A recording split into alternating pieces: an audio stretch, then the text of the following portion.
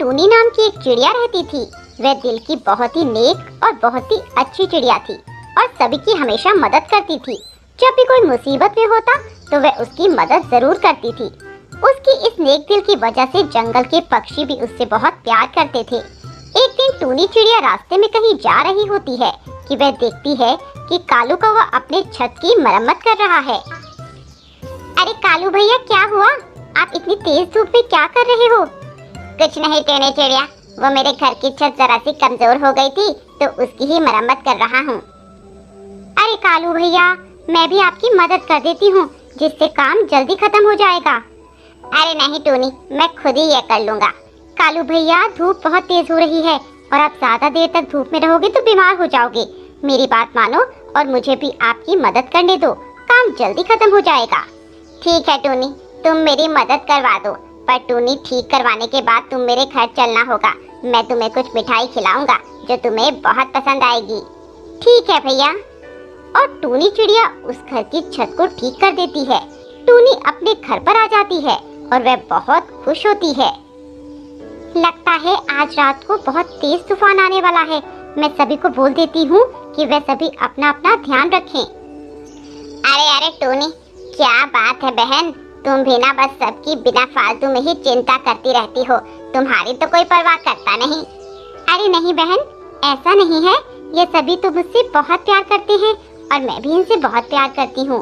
ये सभी मेरा ख्याल रखते हैं। बस बहन, झूठ उतना ही बोला करो जो यकीन हो जाए। मुझे सब पता है कि कौन कैसा है। नहीं नहीं बहन, ऐसा नहीं है। बहन, इस बात का तुम्हें उस दिन पता चल जाएगा जब तुम किसी मुसीबत में पड़ोगी और जब यही पक्षी तुम्हारी कोई चिंता नहीं करेंगे। तब तुम इस बात को याद करोगी और रोगी कि तुमने मेरी बात क्यों नहीं मानी। ऐसी बात नहीं है बहन, ये सभी मेरी मदद करने के लिए जरूर आगे आएंगे, मुझे पता है। बहन, तुम जरूरत से ज्यादा अच्छी हो ना, इसीलिए तुम्हें सभी अपने जैसे लगते हैं। जैसे तुम भोली भाली हो ना, तुम्हें भी सब भोले भाले ही दिखाई देते हैं। तुम्हें भी पता यह सभी तुम्हारा फायदा उठाने की कोशिश करते हैं। ऐसा कहकर चील वहाँ से चली जाती है और टूनी अपने खाने की तलाश में निकल जाती है।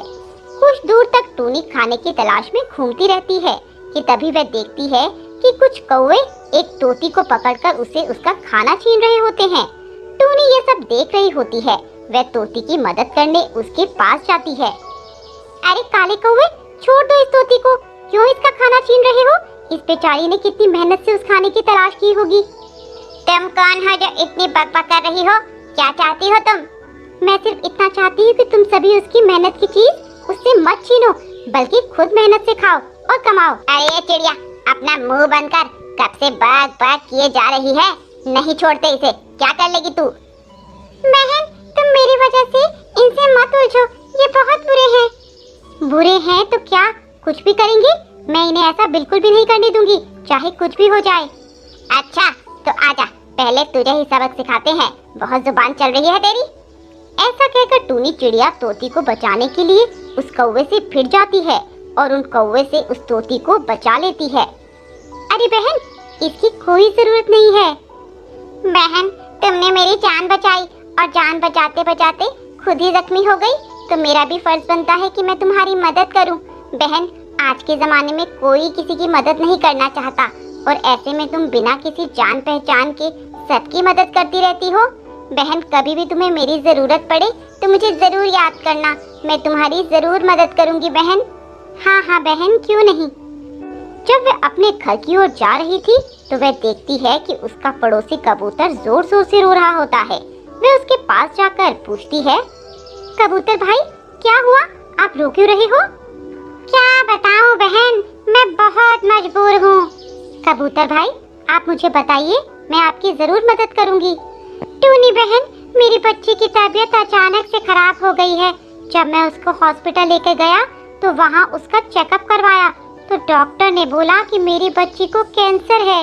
उसको अगर बचाना है तो बहुत सारा पैसा लगेगा। मैं इतना पैसा कहाँ से लाऊंगा, यही सोचकर रो रहा था। आखिर मैं गरीब कबूतर और कर भी क्या सकता हूँ रोने के अलावा।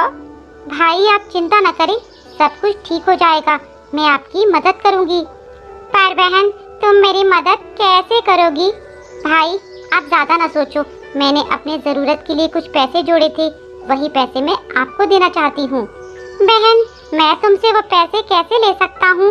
वो तुम्हारी जरूरत के पैसे हैं और तुम्हें उनकी जरूरत पड़ सकती है।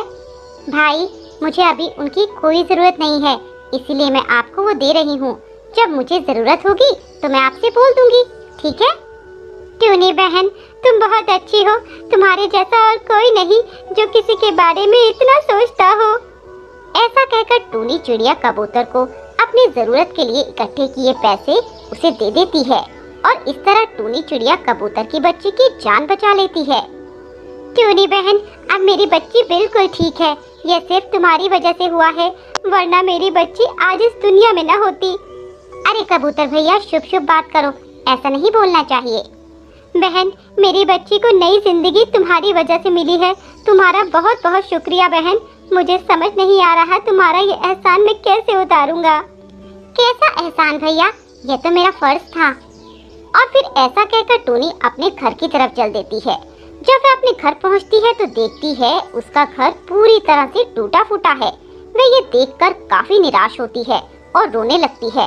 तभी वहाँ कौओं का झुंड आ जाता है और टूनी को परेशान करने लगता है।